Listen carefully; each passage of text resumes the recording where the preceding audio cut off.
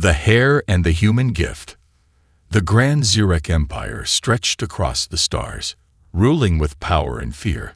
The Xeric were a warrior race, believing that only the strong had the right to lead. Their emperor, Valkor the Unbreakable, was the mightiest of them all. But his only son, Prince Kelleran, was different. Kelleran was weak. Since birth, he had been frail, sickly, and slower than other warriors his age. His body was not made for battle. Many in the empire whispered that he was unworthy to be the next ruler. His father did not disagree. Now, standing in the great throne hall, Kelleran felt his father's cold eyes on him. A great gathering of high generals, noble lords, and royal advisors filled the chamber, waiting to see if the prince would finally prove himself. In front of Kelleran, kneeling but not bowed, was a human woman. She was tall, strong, and fearless. Even in chains, she did not lower her head. Her dark hair was messy, her uniform torn, but her eyes burned with defiance. Her name was Captain Mira Hayes. She had been captured during a battle against the Xeric Empire. Instead of execution, the Emperor had made a decision. She would be given to Kelleran as a test. The Emperor's voice boomed through the chamber. "This human is now yours, my son. Break her spirit, make her bow, and prove you have the strength to rule." A murmur spread through the crowd. This was a clear challenge. If Kelleran failed to control a mere human, how could he ever control an empire? Kelleran looked at the woman before him. He expected to see fear, desperation, or weakness in her eyes. But there was none. Instead, she stared straight at him, unshaken. Then she did something that shocked everyone. She smiled.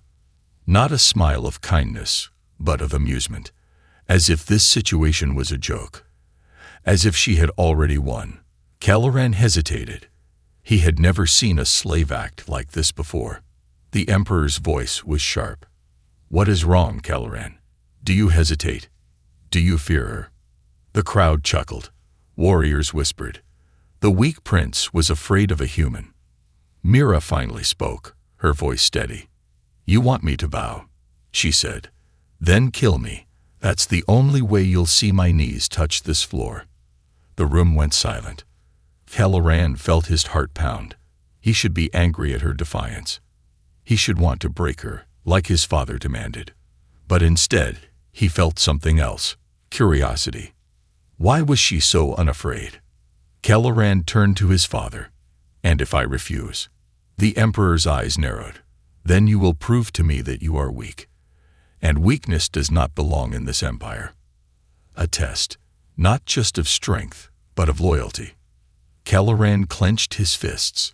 If he failed, his father might disown him. Or worse, execute him. He had to make a choice. He looked at Mira again. She met his gaze, unblinking. She was not a weak prisoner. She was a fighter. For the first time, Kelleran saw something different, a way out of his fate. If he could not be strong like his father, then maybe he could be strong in a different way. Kelleran took a deep breath and spoke. "I will not kill her. I will not break her." Gasps filled the room. The crowd muttered in disbelief. The Emperor's face darkened with fury. Kelleran ignored them. He turned back to Mira. "Stand." Mira hesitated. This was not what she expected. Slowly, she rose to her feet. Kelleran met her eyes. He was not her enemy. Not yet. The Emperor's voice was like ice. "You have made your choice, my son. Now, we will see what price you pay for it." The gathering ended, but Kelleran knew this was only the beginning. His father would not forgive weakness.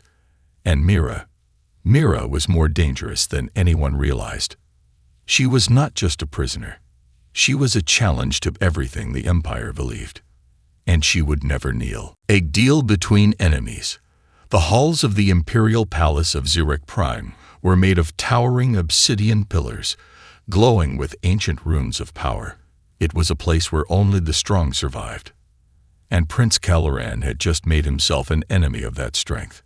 Word of his refusal to break the human spread through the palace like wildfire. The warriors sneered. The noble houses whispered. Even the imperial guards, who once stood silent, now watched him with hidden amusement. He had made his first mistake, they thought. But Kelleran knew the truth. He had made his first real choice. The silent war. In his private chamber, Kelleran stood across from Mira Hayes, the human who had thrown his world into chaos. Her chains had been removed, but she was still a prisoner. The golden bands around her wrists hummed with Zirak technology, ready to shock her unconscious if she tried to escape. She did not try. Instead, she studied him, not with fear, not with submission, but with calculation. Kelleran felt uncomfortable under her gaze. It was like she was already figuring out how to win. Finally, she spoke. "You had a choice," she said. "You could have ended this right there. Made me bow, beaten me bloody, let your father be pleased. Instead, you protected me. Why?" Kelleran did not answer immediately. He could still hear his father's voice in his head. "You will pay for this." He sighed and sat down. "Because I'm not my father." Mira crossed her arms. "That's not an answer. That's fear." His jaw clenched. "You don't understand how this empire works." She smirked. "Oh, I understand it perfectly. Your father rules with strength. You don't have it. So what do you have?" Her words stung, but they were not false. Kelleran had trained his whole life under Zirak warriors, but he would never match their brute strength. His body was weaker, and his reflexes were slower. The Empire would never respect him. But humans were different. Kelleran leaned forward, watching Mira carefully. "I let you live because I need something from you." Her eyes narrowed. "And what's that?" He took a slow breath, then said the words that could change everything. Teach me how humans fight." A dangerous offer. Mira stared at him. Then she laughed. Not the polite laugh of someone amused. A cold, sharp, dangerous laugh. "You want me to train you? A prince of the Empire? You're joking." Kelleran did not smile. "I'm not." Mira's expression changed. She studied him again, this time with something closer to interest. "What do I get out of it?" she asked. He expected this question. He had already thought of the only answer that would matter to her. "Your freedom." The amusement in her eyes vanished instantly. Mira had been many things in her life. A captain, a soldier, a prisoner, but she had never been a slave. And she would not stay one. "Do you swear it?" she asked. Kelleran hesitated. A prince's word was binding, but so was the threat of his father. If his father discovered this deal, Kelleran clenched his fists. "I swear it. If you help me survive, I will help you escape." Mira's sharp blue eyes locked onto his. She searched for deception, for weakness, for anything that would prove he was lying. She found nothing. Slowly, she nodded. "Then we have a deal, Prince." First lesson: the mind over muscle. Kelleran expected Mira to teach him how to throw a punch or how to use human weapons. Instead, she sat across from him and said, "You don't need muscles to win a war. You need your mind." Kelleran frowned. That sounds like something a weakling would say. Mira raised an eyebrow. "And yet humans have beaten your empire before. How do you think we did it?" He had no answer. Mira leaned forward. The Zirak fight like animals. Big muscles, brute force, battle cries. You all think the strongest one wins. But real war isn't about strength. It's about control. It's about thinking 10 steps ahead. That's why your father is feared. He's not the strongest warrior in the Empire. He's the smartest one. Kelleran listened, fascinated. For the first time, someone was telling him that strength was not just about the body. Mira continued, "You need to learn how to use your weaknesses against your enemies. If they think you're slow, make them believe it, until they're right where you want them. If they think you're weak, let them come too close, then strike where they least expect." Kelleran nodded slowly. He had spent years trying to be like his father, trying to be strong in the way the Zirak understood. But Mira was telling him something different, that maybe he didn't need to change who he was. Maybe he could use it, a secret in the shadows. Kelleran did not know that someone else was listening. Far beyond the chamber walls, hidden by the palace's dark corridors, a pair of glowing eyes watched the prince and the human with cold amusement. A shadow moved through the halls. The emperor's spies had seen everything. And soon, Valkor would know what his son had done. The test was not over. It had just begun. The prince's first true test. The Zirak War Academy was built for warriors. It was a place where the empire's finest trained in the art of war, battle, and conquest. It was also a place where Kelleran had never won a single fight. For years, he had been the laughingstock of the arena. Every warrior in the academy had beaten him at least once. Some had done it just for fun. But today, something was different. Today, Kelleran was prepared, and he had Mira Hayes to thank for it. A lesson in strategy.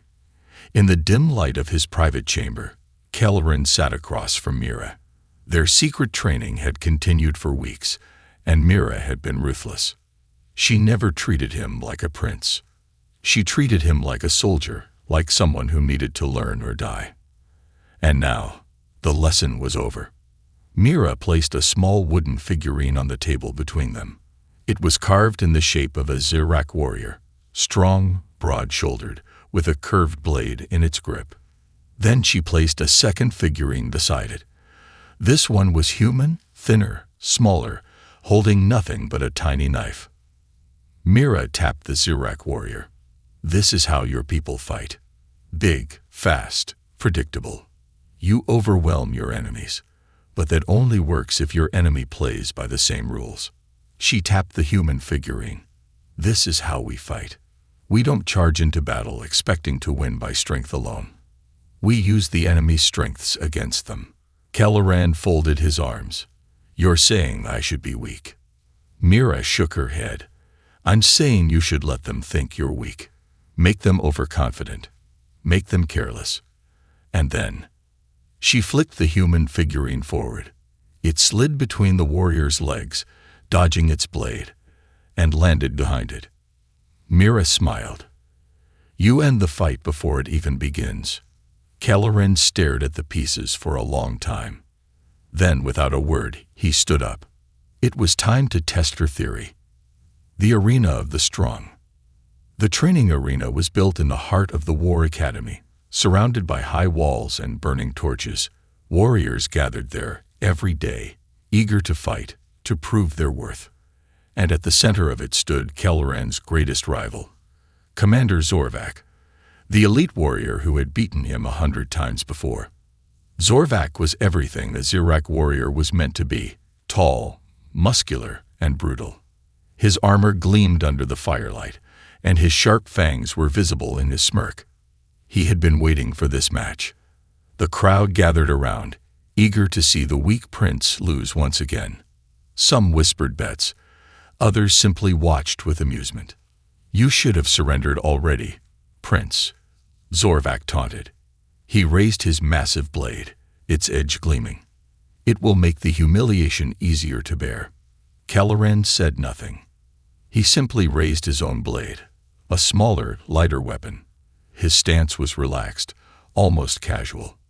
Zorvak laughed. The crowd did too. They thought it would be over in seconds. They were wrong. The fight begins. Zorvak charged, swinging his blade in a wide arc. It was the same attack he always used, fast, brutal, but predictable. Kelleran didn't block. He dodged. He moved to the side at the last second, just as Mira had taught him. The massive blade sliced through empty air, and Zorvak stumbled forward. For the first time, the crowd stopped laughing. Kelleran took a step back, keeping his distance. He could feel Mira's voice in his mind. Let them think they're in control. Let them believe they've already won. And then, Zorvak snarled, charging again. This time, he swung even faster. Kelleran waited, timed it perfectly. Then, at the last possible second, he ducked low, sliding under Zorvak's arm and twisting behind him. The larger warrior overextended, losing his balance, and in that moment, Caloran struck. His blade lashed out, stopping just inches from Zorvak's throat. Silence fell over the arena. Zorvak stood frozen, eyes wide. The prince had won. The shock of the empire. For the first time in his life, Caloran had defeated a true warrior. And not just any warrior, Zorvak, the undefeated commander. The crowd did not cheer. They did not laugh. They stared. Who was this prince? Had he suddenly become stronger, faster, or had he simply been hiding something all along? Caloran turned, meeting the eyes of his father's spies. They were watching. His father would know of this victory. And soon, the real battle would begin. The Emperor's warning. Later that night, as Caloran returned to his chambers, he found a message waiting for him. A small blood-red dagger placed on his table, a symbol of the Emperor's will. Caloran picked it up, turning it in his fingers. The meaning was clear. The Empire had noticed. And if he kept defying tradition, he would not live to see the throne. Mira's reaction. Mira watched him carefully as he placed the dagger back down. Well, she said, that didn't take long. Caloran exhaled slowly. My father is testing me. Again. Mira smirked. Good. That means we're winning. Caloran glanced at her. What do you mean? Mira leaned against the wall, arms crossed. If he truly thought you were weak, he wouldn't be sending warnings. He'd be sending executioners. Caloran frowned. She was right. His father did not waste time with threats. If he was warning Caloran, it meant he was watching. Which meant Caloran had to move faster. We keep training, he said, because next time, I won't just be fighting in the arena. I'll be fighting for my life. Mira grinned. That's the spirit, Prince. The warriors rise. The Zirek Empire did not believe in second chances. A warrior who lost in battle was worthless. A warrior who showed weakness was discarded. And a prince who defied the emperor. He was a traitor waiting to happen. Caloran knew this better than anyone. His victory in the arena had shaken the palace. For the first time, the nobles and warriors who once mocked him now whispered his name with uncertainty. He had won, but his father had seen it too. And now, the emperor was testing him once more. This time, there would be no easy way out. A new challenge. Caloran had expected another arena battle, another duel against a stronger opponent. That was how the Zirak proved their strength. But his father was smarter than that. Instead of calling him to the throne room, the emperor had sent an order, an assignment that would determine Caloran's fate. Leave a battle. Command a real army. Prove your victory was not luck. It was the one thing Caloran had never done before. The Zirak War Council had already planned an attack on a rebel colony, a planet of former slaves who had broken free from imperial rule. The Empire needed a quick victory to show the galaxy that no one escaped the Zirek's grip. And now, Caloran would be the one to lead the invasion. They expect you to fail, Mira said, her arms crossed as she leaned against the chamber wall. They're hoping you get yourself killed out there. Caloran knew she was right. If he failed, his father could discard him without guilt. The Empire would see his death as a warrior's failure, not an execution. Then I won't fail, Caloran said. Mira studied him for a moment, then nodded, then listened carefully. Because this battle isn't about fighting. It's about winning before the battle even begins. Mira's plan. They sat at the strategy table, where a hologram of the planet flickered in front of them. The rebel colony was small, heavily defended, but with one fatal weakness. They were preparing for a traditional Zirak attack. They expect brute force, Mira said, tapping the hologram. Your people always do the same thing. Massive fleets, full frontal assaults. That's why the rebels are dug in, waiting for you. Caloran frowned. Then how do we win? Mira's grin was sharp.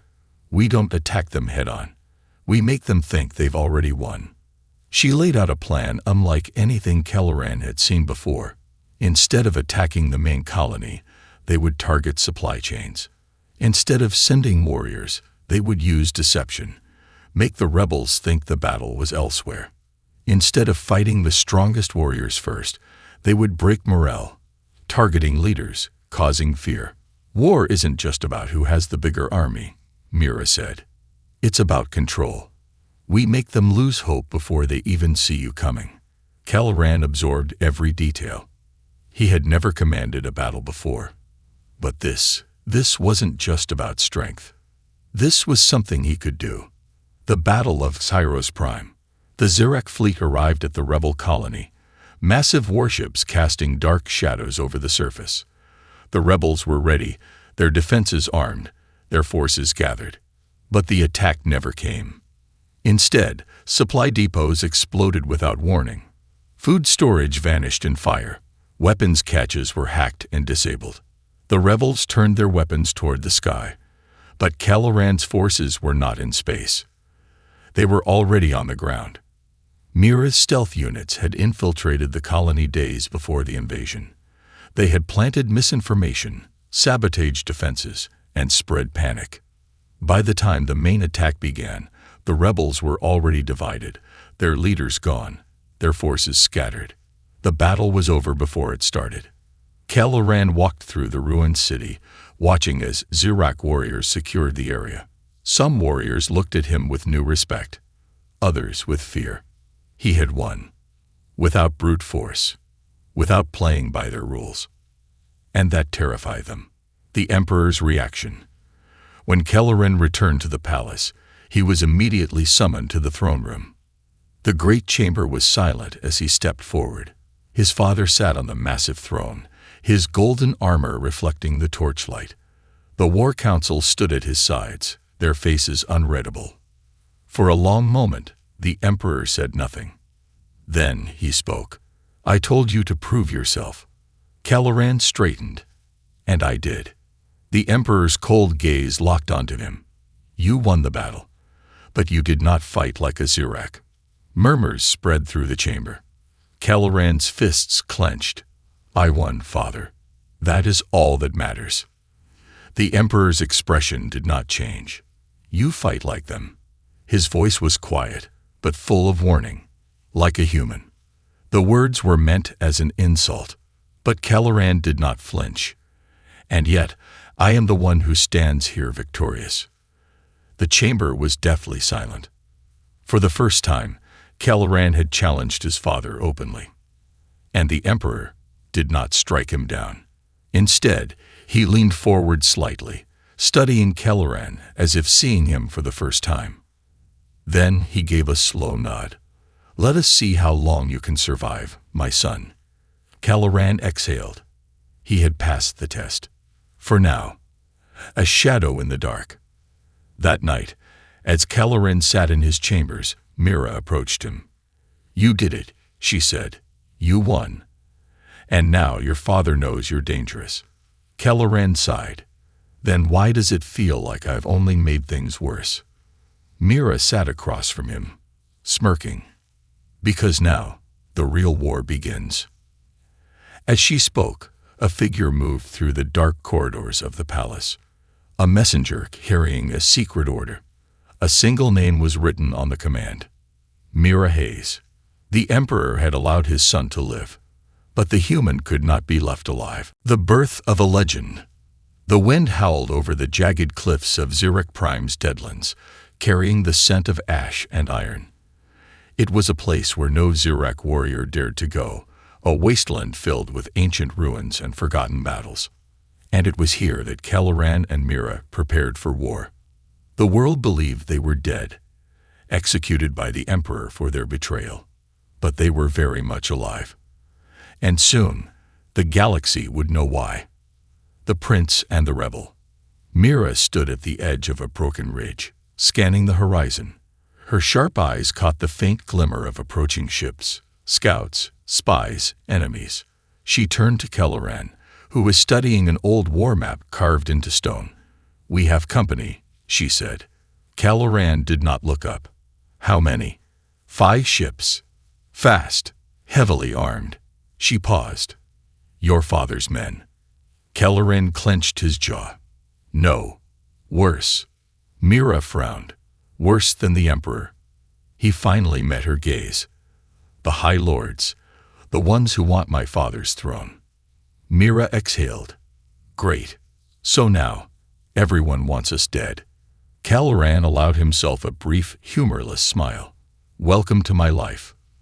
Mira turned her attention back to the incoming ships. "So, do we run, or do we fight?" Caloran looked at her, his expression unreadable. "Neither." The gathering of the outcasts. In the days after their escape, word had spread. Whispers of a prince who defied an empire, of a human who had taught him how to win without brute strength. Across the galaxy, outcasts, rebels, and forgotten warriors heard the rumors. Some ignored them. Some laughed. But others saw hope. And so they came. From the shadows of the Empire's slums, from the abandoned war camps, from the fringes of the galaxy where the Xerx's rule had left only suffering, they arrived in the Deadlands, seeking the prince who would change everything. A general without an army had become a legend before the war had even begun. The challenge of the High Lords. The ships landed in a storm of dust and fire, and from them emerged not the Emperor's assassins, but something far more dangerous, envoys of the High Lords. These were the rivals of Emperor Valcor, warlords who had waited years for the perfect moment to strike. And now they had come for Caloran. A tall, armored Xerx warrior stepped forward, his deep crimson cloak marking him as a lord of the Shadow Council. His voice was smooth, but full of menace. "You have made quite the name for yourself, Prince Caloran." Caloran did not respond. The warlord's lips curled into a cruel smile.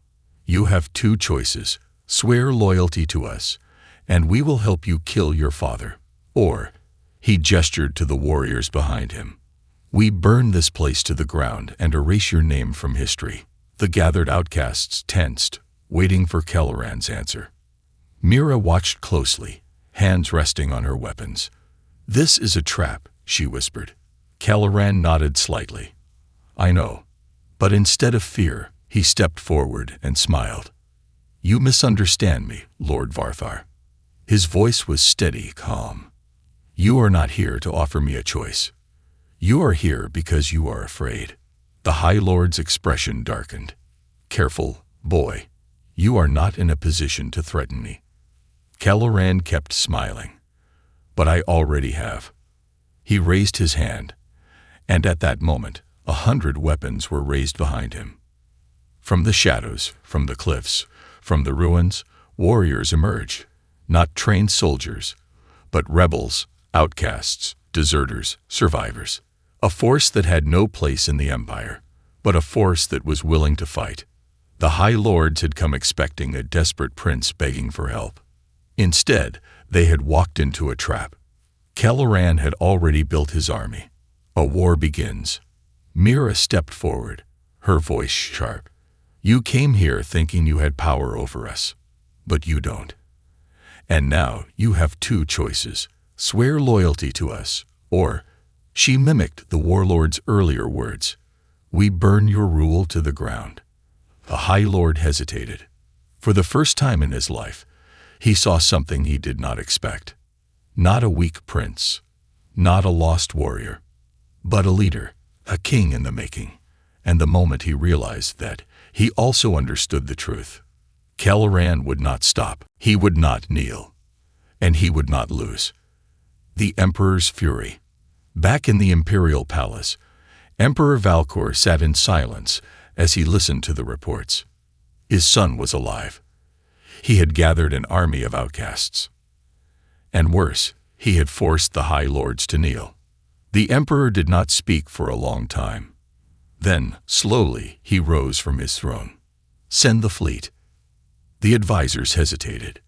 "Your Majesty, our forces are spread thin. If we move against him, no." The Emperor's voice was ice. "Did I ask for your opinion?" The room fell silent. The Emperor's eyes burned with fury. His son had defied him. Now he would burn everything Caloran had built to the ground. Ending suspense.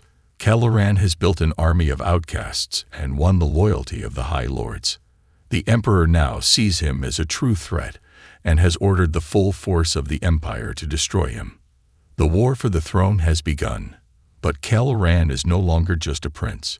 He is becoming something greater. Mira stands at his side, knowing that the next battle will decide the fate of the galaxy.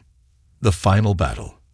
The Zirek Imperial fleet descended upon the deadlands of Zirek Prime like a storm. Warships blotted out the sky, their engines roaring like the voices of the gods themselves. The ground trembled beneath the weight of the Empire's unstoppable war machine. In the eyes of the Empire, this was not a battle. It was an execution. And yet, Caloran stood unshaken. The outcasts, rebels, and warriors who had sworn loyalty to him watched from the cliffs as the massive fleet loomed above. They had come here expecting to die. But instead, they found something greater than survival. They had found a cause. The throne of the Empire. Inside the Imperial War Command, Emperor Valkor stood tall, watching the battlefield from the bridge of his flagship. His golden armor gleamed under the control room's lights, his presence alone commanding absolute obedience. His voice was cold. Crush them. Burn the traitors to dust. Admirals and generals obeyed without hesitation. The full wrath of the Empire was unleashed. The prince's last stand. Caloran stood atop the highest peak of the Deadlands, watching the approaching destruction. His father had sent everything. Hundreds of warships, thousands of soldiers, elite assassins, and the most powerful war machines ever built. This was meant to be his end. But Caloran did not run. Instead, he drew his sword and raised it high. The Empire calls us traitors, his voice echoed across the battlefield. They call us weak, broken, worthless. He turned, his eyes locking onto the faces of the warriors behind him, the outcasts, the forsaken, the ones the Empire had discarded. But today, we do not kneel. A thunderous roar rose from the gathered warriors. For the first time in Zirek history, an army without noble blood stood against the might of the throne. This was not just a rebellion. It was the beginning of a new empire. The trap is set. Mira moved through the underground tunnels beneath the battlefield, her team of saboteurs planting charges along the rock formations and deep canyons. She activated her comm. Kale, everything's in place. His response was steady. Then we begin.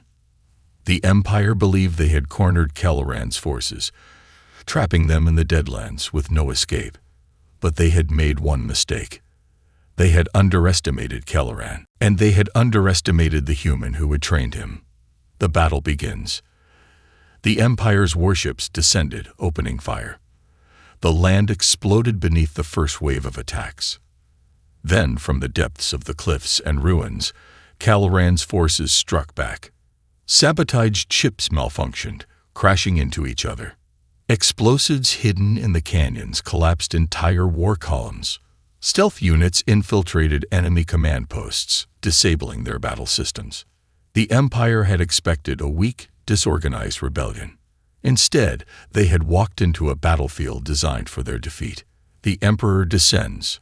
From his flagship, Valkor watched the battle unfold. His forces were winning, but at a terrible cost. He turned to his generals. "Prepare my ship. I will face my son myself." Gasps filled the room. No emperor had entered the battlefield in centuries. But Valkor was not just a ruler. He was a warrior. And if his son wished to claim the throne, he would have to take it with his own hands. Father versus son. The emperor's warship landed on the battlefield, and Valkor stepped onto the scorched ground, his massive warblade in hand. The battlefield fell silent. Caloran stood before him, his sword drawn, his warriors waiting. For a long moment, father and son simply stared at each other. Then, the emperor spoke. "You have forgotten your place." Caloran's grip on his blade tightened. "I have found it. With a sudden burst of speed, Valcor attacked. The clash was like thunder, the force of their blades shaking the very ground. Caloran had trained for this moment. Every lesson Mira had taught him, every battle he had fought, every defeat he had endured, it all led to this. But his father was still stronger, faster, more experienced. With a single crushing blow, Valcor sent Caloran crashing to the ground. The Emperor raised his blade for the killing strike. This is the price of defiance. But Caloran was not defeated. He looked up, blood dripping from his mouth, and smiled. No, father. This is the price of arrogance. He rolled away just as an explosion erupted behind the Emperor. Mira's final trap had been triggered. The force threw Valcor off balance, just for an instant. And in that instant, Caloran struck. His blade sliced through the Emperor's armor, cutting deep. Valcor staggered, his eyes wide. For the first time in his life, the Emperor had been wounded. The end of an era. The battle raged around them, but all eyes were on Caloran and Valcor. The Emperor fell to one knee, gripping his wound. He had never been beaten before. Caloran stood over him, sword in hand. Valcor's breath was heavy. You would kill your own father for the throne. Caloran did not answer immediately. Then he lowered his blade. No, he said. I would kill the Emperor, but you are no longer him. He turned away, his voice echoing across the battlefield.